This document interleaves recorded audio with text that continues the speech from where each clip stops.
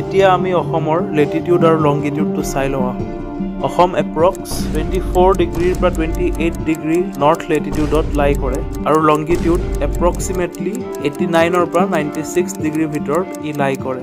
অসম জিঅ'গ্ৰাফিটো ভালকৈ জানিবলৈ আমি অসমৰ নেইবাৰ ষ্টেটছ আৰু নেইবাৰিং কাণ্ট্ৰিজখিনি ভালকৈ জানি ল'ব লাগিব। অসম 7টা ষ্টেটছৰ লগত বৰ্ডাৰ শ্বেয়াৰ কৰে আৰু 2টা ইণ্টাৰনেশ্যনেল বাউণ্ডেৰী শ্বেয়াৰ কৰে। এতিয়া আমি ষ্টেটছখিনি চাই লওঁ। অসমৰ নৰ্থত আছে অৰুণাচল প্ৰদেশ, ক্লকৱাইজ ঘূৰি আমি পাওঁ নাগালেণ্ড, তাৰপিছত মণিপুৰ, তাৰপিছত মিজোৰাম, তাৰপিছত ত্ৰিপুৰা, তাৰপিছত মেঘালয়া আৰু ৱেষ্ট ছাইডত আছে আপোনাৰ ৱেষ্ট বেংগল।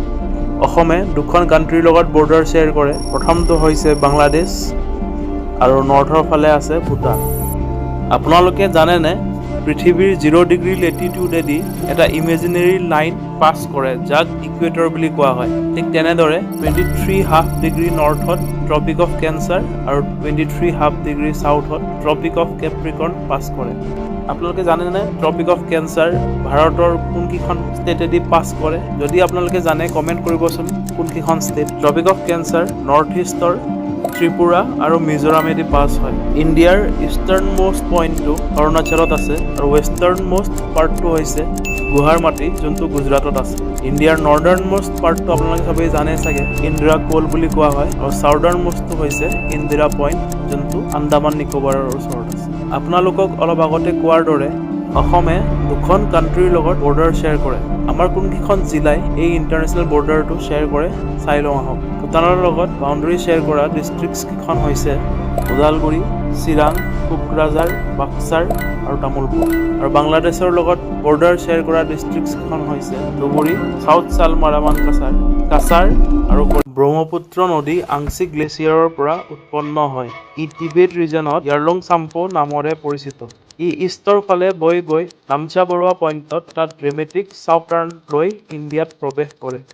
ইণ্ডিয়াৰ অৰুণাচল প্ৰদেশত প্ৰৱেশ কৰি ই অসমত সোমাই ব্ৰহ্মপুত্ৰ নাম লয়। অসমৰ পৰা আগবাঢ়ি বাংলাদেশত যায় য'ত ই গংগা ৰিভাৰৰ সৈতে মিলিত হৈ পৃথিৱীৰ আটাইতকৈ ডাঙৰ ডেল্টা সুন্দৰবনছ গঠন কৰে।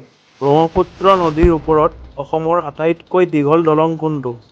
এ. Saraighat bridge, B. Bogibeel bridge, C. Dhola Sadiya bridge, D. Koliabhomora সেতু। আপোনাৰ মতে ইয়াৰ সঠিক উত্তৰ কোনটো? ইয়াৰ শুদ্ধ উত্তৰটো হৈছে বগীবিল ব্ৰিজ। 90% ছাত্ৰ-ছাত্ৰীয়ে ধলাশদিয়া দলঙক উত্তৰ হিচাপে দিব, কিন্তু এইটো ভুল। চিন্তা নকৰিব, আমাৰ চেনেলত আমি এই ধৰণৰ ট্ৰিকি কনচেপ্টছবিলাক বুজাই দিম। অৱশ্যে ধলাশদিয়া দলং, যাক ভূপেন হাজৰিকা সেতু বুলিও জনা যায়, এটা অতি দীঘল দলং। কিন্তু এইটো ব্ৰহ্মপুত্ৰ নদীৰ ওপৰত নহয়, এইটো লোহিত ৰিভাৰৰ ওপৰতহে আছে, যি ব্ৰহ্মপুত্ৰৰ এক ট্ৰিবিউটেৰী হয়।